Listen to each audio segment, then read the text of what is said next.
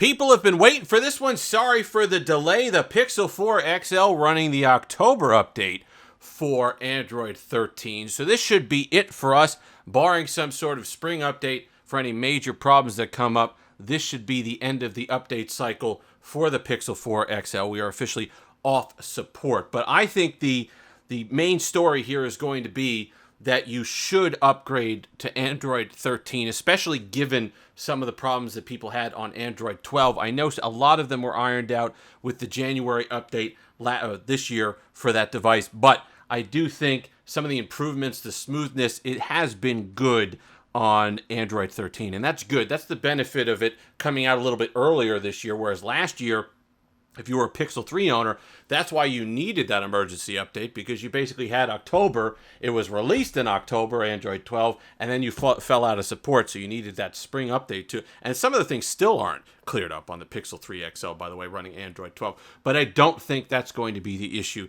here on the Pixel 4 XL. I think they learned at least a little bit from that. Face unlock, which is hard to do on camera, has been flawless. You saw that basically was the time of me to pull it away, recognize my face, and went back in. I have not gotten, I've just been sitting here, just basically locking and unlocking the device again, and not getting the clean off the black bar at the top and the face unlock issues where you basically had to reset the phone on Android 13. So I've not had that, which has been good. I've had no issues as far as UI crashes or app crashes or any of that stuff, which is good as well. That was mostly cleared up with Android 12, but it was odd that it kind of snuck back in with Android 13. I haven't seen any battery drain or anything like that. I ran YouTube on here for about a half an hour. I was just sitting there doing that as well, and it was solid. I didn't get any crashes. I didn't get any abnormal drain. It just kind of ticked away as it should. The battery life isn't great on these devices. It never was. I'm still getting about 4.5 hours of screen on time, and that's the same with this device as well. It gets tricky with the 4XL. I like it a lot. You're talking really cheap. Not cheap. I mean, for a device that's out of support now, you're getting the Google camera. You're getting some of those benefits. I know a lot of people said that this is the last device, I believe, to have the unlimited Google photo storage at full resolution, which I'm pretty sure that's the case, which is a benefit. You know, it is something that you add into the price. You know, you get a lot of storage and you can keep your photos at the original resolution. And you're talking, I think it's just over $200. I'll post it. I think it was $220 the last time I checked, but I'm going to post the most recent link for Amazon in the description. But those were the major points for me. And them having that 2 extra months this year really made the difference.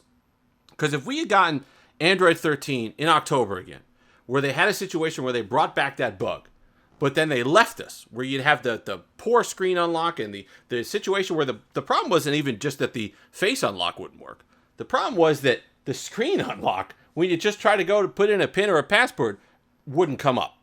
It would be a mess. You'd have a situation where you'd have to literally restart the phone in order to just be able to put your PIN in, and then face unlock would function regularly. So I know a bunch of people were waiting for this video to go ahead and update, because a lot of you are having problems on Android 12, and I think that this will solve them and extend the life of your Pixel 4 XL. And it's a shame, because I feel like this device, number one, probably should have gotten another year of service. It certainly could have handled it. The Snapdragon 855 in this is really good.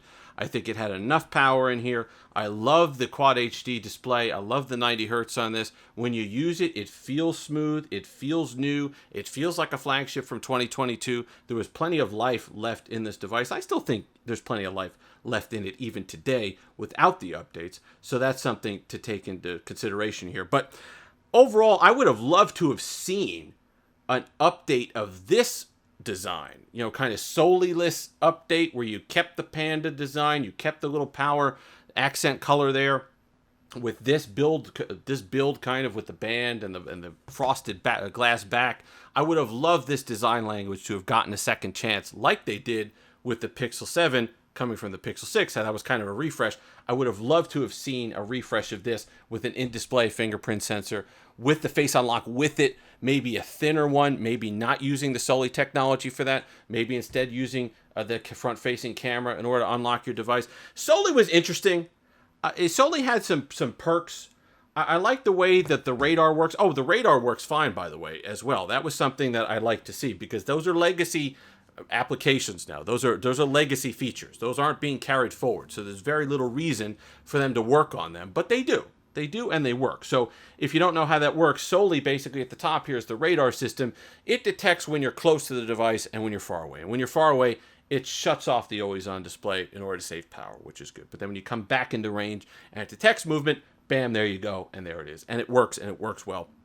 Like I said, no app crashes, overall smooth, not jaggy like a lot of the times Android 12 was on this device, no abnormal power drains, just an overall smooth, good experience, which for the money is definitely worth it. And so if we're going to be left on a patch, if we're going to be left on an operating system, Android 13 for this one is a good one to be left on, because after the initial hiccups that we had in August, it's really turned out to be one of the more solid versions of Android. Probably the best in terms of performance and power efficiency since Android 10, I would say.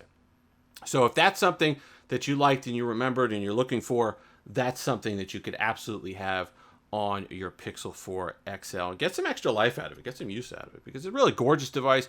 Going to take those great photos. Going to have all the Pixel extras that you can for a lot less. And I do think it's a more attractive option, certainly a more attractive design than the Pixel 5 or 5a. So if you're looking for something, now those are going to be in support for another year. So I understand that, there's that. But if you're not that worried about it being out of support, this is still a perfectly capable device that you could get for pretty cheap and enjoy a lot of those Pixel extras that people tend to like when it comes to Android. If you've made it this far, like, comment, subscribe, all that fun stuff. Until next time, have that Steve-licious day.